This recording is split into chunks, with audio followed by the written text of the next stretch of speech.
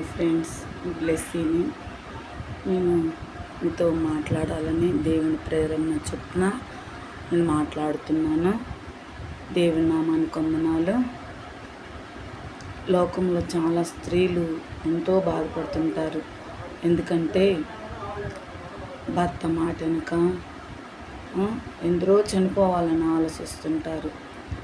పుట్టింటి వాళ్ళు ఆదరించక, అలాగే అత్తమామలు ఆదరించక, బిడ్డల్ని ఎలా పోషించాలి, ఎలా చదివించుకోవాలి, వాళ్ళు ఎలా నా బిడ్డలను ప్రయోజకులు చేయాలి, మనమంటే బాధలు పడుతున్నాం, మన బిడ్డలు బాధలు పడకూడదని ప్రతి స్త్రీ, ప్రతి తల్లి అనుకుంటుంది.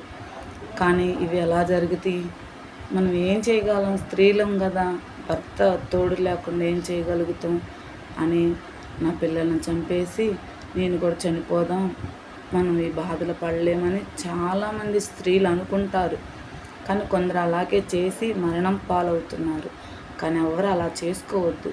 కానీ మనం యేసు ప్రభుని నమ్ముకోండి. ఆయన ఆదరణ ఇస్తాడు, ధైర్యాన్ని ఇస్తాడు.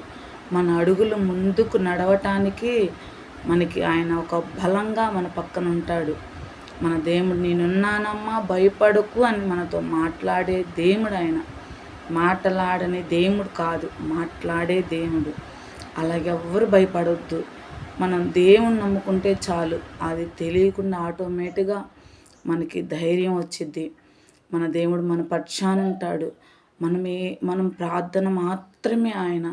నా బిడ్డ ఎప్పుడు మొరపెట్టిద్దా, మోకరించి నాతో ఎప్పుడు మాట్లాడిద్దా, ఎప్పుడు అడిగిద్దా, నేను ఎప్పుడు నా బిడ్డకి సహాయం చేయాలని ఆయన ఈ చేత్తో దీవెనలు, ఈ చేత్తో ఆయన మనల్ని ఎత్తుకొని మన వైపు చూస్తూ ఉంటాడు.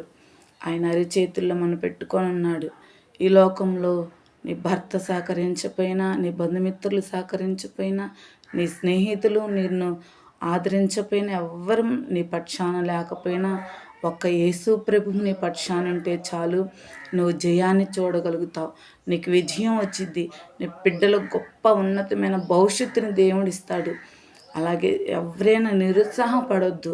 మీరు దేవుని నమ్ముకోండి, దేవుని ఆశ్రయించండి. దేవుడు మీ జీవితాల్లో ఎన్నో గొప్ప మేలులు చేస్తాడు. ఈ చిన్న మాటలు, అలాగే దేవుడు ఈ మాటలను దీవించి ఆశీర్వదించి మీరు అనేక మంది మాటలు తీసుకోవాలని యేసయ్య ప్రభువు పేరిట అడిగి వేడుకుంటున్నాం.